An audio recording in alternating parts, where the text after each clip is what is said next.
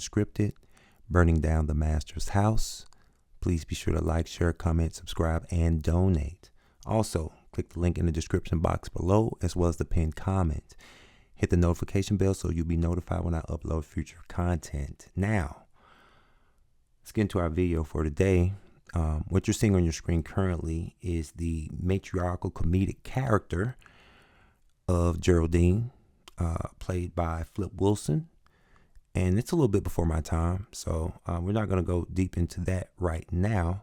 But we're going to start off with a few words from my now spiritual mother, rest in power, Dr. Frances Cress Welsing, who is the author of the ISIS Papers, in which I do have an autographed copy. I'm very proud of that copy. So let's get into what she has to say, and I'll be back with more content for you. Now, years ago, in the 1970s, I was teaching at Howard University College of Medicine, and I would have Neely Fuller lecture every Monday night from 8 until 1 o'clock in the morning. And it would be students and people from the community. And Mr. Fuller used to talk about the system of racism, white supremacy, is going to have black men wearing dresses. And now this is 1970, about 72, 73. And that sounded so far out. Nobody, what's he talking about? What has recently happened at Morehouse College? The president of Morehouse College had to announce and lay down the law that the black male students, those who were so inclined, could not wear high heel shoes, could not wear dresses, and carry pocketbooks. Under the guise of comedy, there's a great deal of indoctrination and conditioning that is taking place over the minds of young black men and women, but even more so detrimental for the mind of the so-called black man in witnessing or observing another black man in a dress and acting feminine, if you will, or acting like a lady, But before I just begin throwing black men under the bus, we need to understand, we need to comprehend the origins of this behavior, this ritual, whatever you want to call it, and where it really derived from when it comes to dealing with Hollywood or show business, entertainment, in which sports figures are not excluded. Sports, and that's why I call it sports entertainment. So it's just as much a part of the so-called entertainment or Hollywood machine, if you will. So let's get into it. Let's dig a little bit deeper. Now, this particular image was very, very surprising to me when I first found this. And I'm like, yo, that's Cam Newton. Threw me off. But when it's not really surprising when you think about and you got some pretty legs, man. That Jamal Bryant thing, I was kind of like, yeah, okay. Then they got into a whole conversation about baby oil and shea butter. And who knows what happened after that podcast ended. But, that kind of it threw me for a loop to see Cam Newton in that particular regard. I didn't know. But now I gotta look at him a little sideways, you know what I'm saying? Here you have Dennis Rodman, who has always been a little eccentric, if you will. I've always thought Dennis to be very weird. But I mean, come on, bro. Like he's literally, for one, he's literally all gums. But for two, the whole, once again, that whole white woman thing, black men and black women want to be white women. White woman gotta be the champion. She gotta be the real champion, because a lot of people want to follow in her footsteps, black men and women included. So there you have it, folks. Now we know that black men, so-called black men and women, do not own or run Hollywood. They simply play a part. But there's a particular group of people who run Hollywood. And, I think a lot of you all should read this book, possibly to get more of an in-depth analysis, on the inventing of Hollywood and some of the things that come about in those that choose to be a part of Hollywood. I have another book that I'm going to share with you, but we're gonna build on this. So you guys just stay with me. Please be sure to like, share, comment, subscribe, donate if you like this type of content and want more of it. We're going to be exposing some stuff. I'm going to give you some books. You really need to be taking notes, straight up. Take some notes. So let's dig deeper.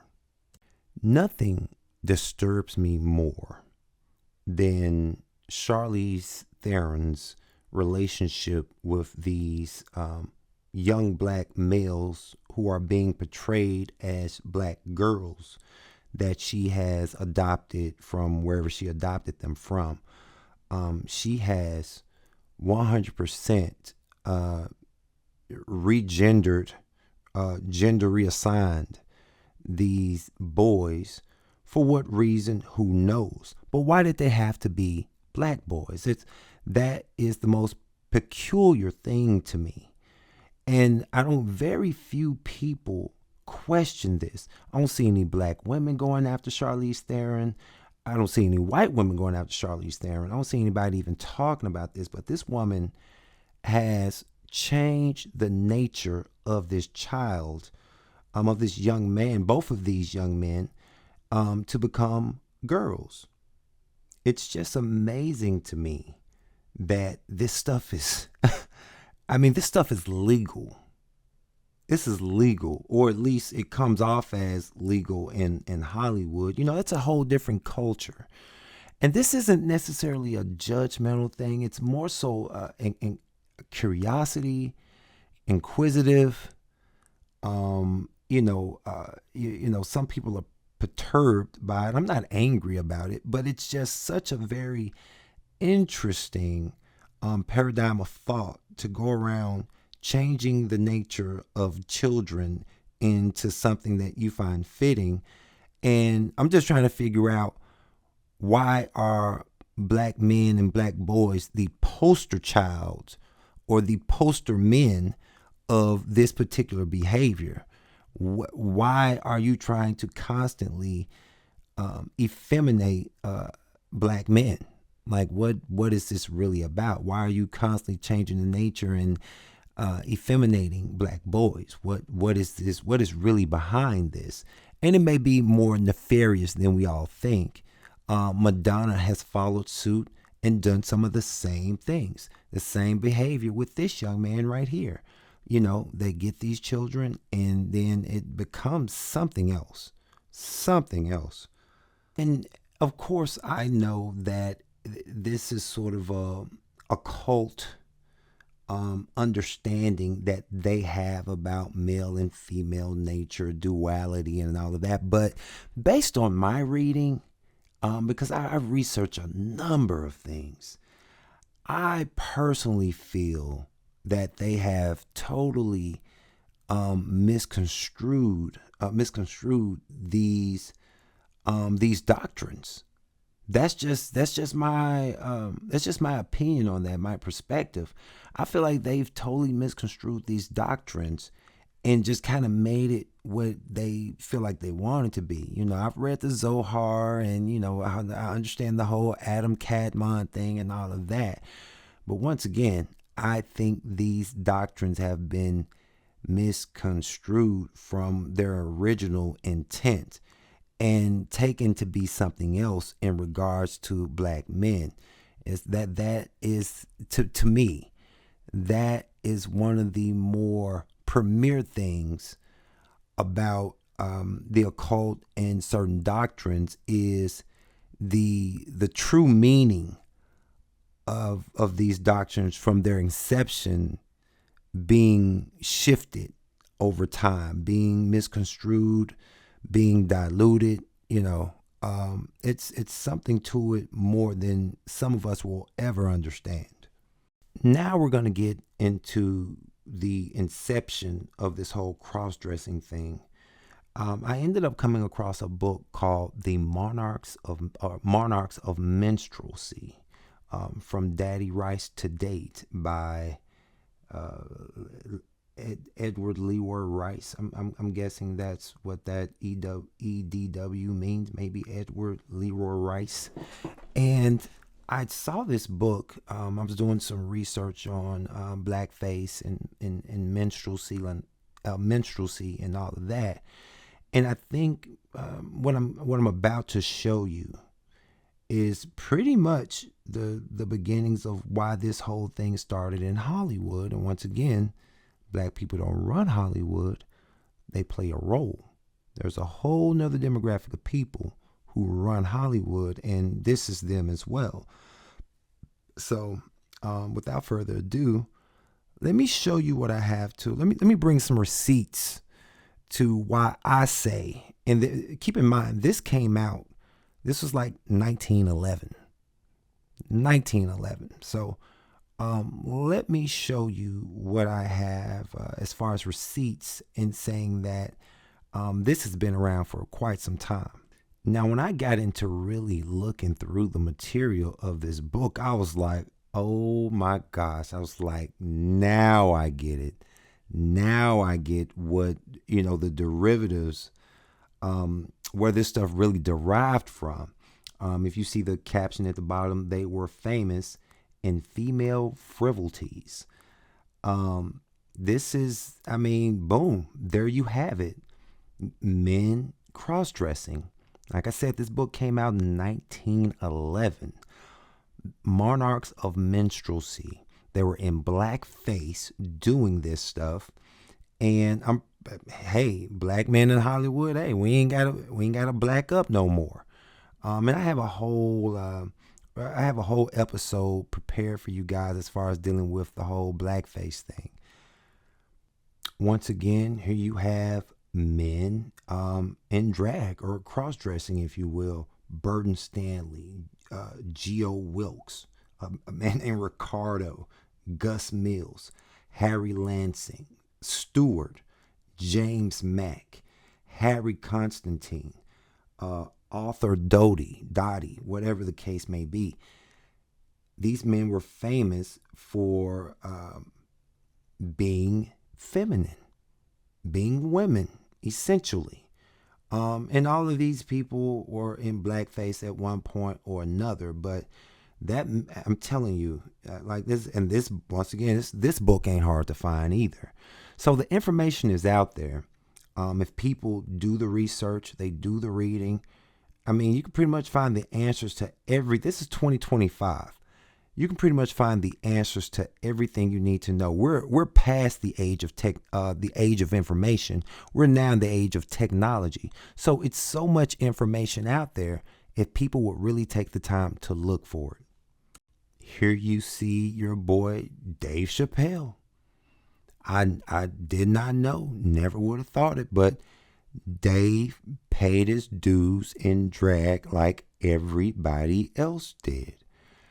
And that thing came about on talking on Oprah about wearing the dress. It was just a whole facade, guys. He had to have been faking it because he's not in full drag, but come on now, this is no different. This is no different. Dave played the game just like everybody else did. He got down and he got down like everybody else did. He's no different. Here you have the greatest queen of all, Tyler Perry. And I don't really have to expound on Tyler Perry. Why? Because I'm going to let Cat Williams do it. Egregious. I put in my contract that I won't work with Ricky Smiley again unless he's in a dress. Now, what was Ricky Smiley's next movie? Was it First Sunday? Did he wear a dress in it? You bet he did. It's in my contract. Why would you put that in your contract, Cat? That's where he's a believable actor. Him and Tyler Perry can't play a man to save their life. They play good women, and I believe that the best actor should be in the best role. Kid Cudi on Saturday Night Live debuted with a dress on. Jay Farrell, him and Jamie Foxx, who we know always is in a dress playing Wanda or something. But last but not least, Wesley Snipes in drag. I think this was from this was from Tu Wong Fu. And let me say this. Wesley Snipes is the ugliest woman ever. I mean, just this. Wesley Snipes as a woman ought to be against the law. I thank y'all for watching the show. Please be sure to like, share, comment, subscribe, and donate. Elamine out. Peace.